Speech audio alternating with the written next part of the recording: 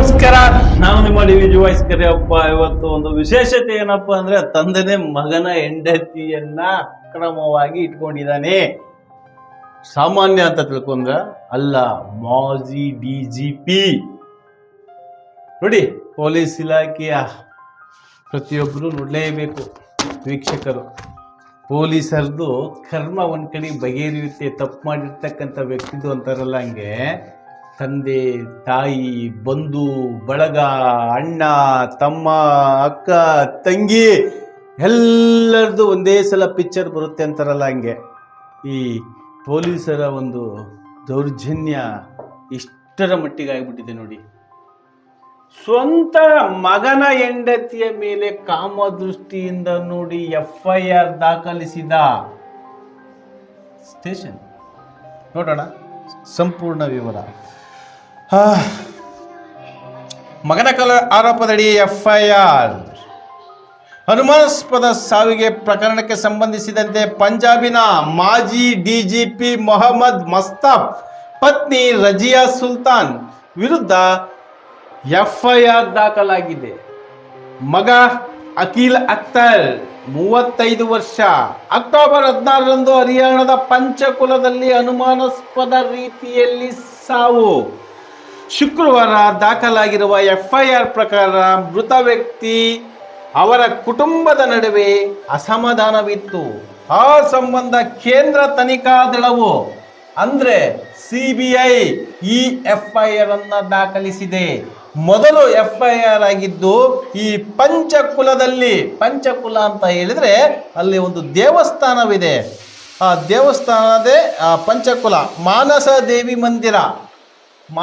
ದೇವಿ ಮಂದಿರ ಬಳಿಯ ಸೆಕ್ಟರ್ 4ರಲ್ಲಿ ವಾಸಿಸುತ್ತಿರುವ DGP ಮೊಹಮ್ಮದ್ ಹಾಗೂ ಮಗ ಅಖ್ತರ್ ಹಾಗೂ ಹೆಂಡತಿ ರಜಿಯಾ ಹಾಗೂ ಸಹೋದರಿ ಎಲ್ಲರೂ ಆ ಪಂಚಕುಲ ಸೆಕ್ಟರ್ 4ನಲ್ಲಿ ವಾಸಿಸುತ್ತಿದ್ರು. ಕೆಲ ದಿನಗಳ ಹಿಂದೆ ಅಂದ್ರೆ ಸಾವು ಆಗೋದಕ್ಕಿಂತ ಮುಂಚೆ ಒಂದು ವಿಡಿಯೋ ಮಾಡಿರ್ತಾನೆ ಈ ಅಖ್ತರ್, ಅಂದ್ರೆ ಈ DGP ಮಗ. ನನ್ನ ತಂದೆಗೂ ಹಾಗೂ ನನ್ನ ಹೆಂಡತಿಗೂ ಅಕ್ರಮ ಸಂಬಂಧವಿದೆ, ಹಾಗಾಗಿ ಅವರುಗಳು ನನ್ನನ್ನು ಕೊಲೆ ಮಾಡುವ ಸಂಚನ್ನು ರೂಪಿಸಿದ್ದಾರೆ. ಅವರ ಜೊತೆಯಲ್ಲಿ ನನ್ನ ತಾಯಿ ರಜಿಯಾ ಹಾಗೂ ನನ್ನ ಸಹೋದರಿ ಸಹ ಸಪೋರ್ಟ್ ಮಾಡುತ್ತಿದ್ದಾರೆ ನನ್ನ ತಂದೆಗೆ. ನೋಡಿ ಎಷ್ಟು ಹೊಲಸಿದೆ.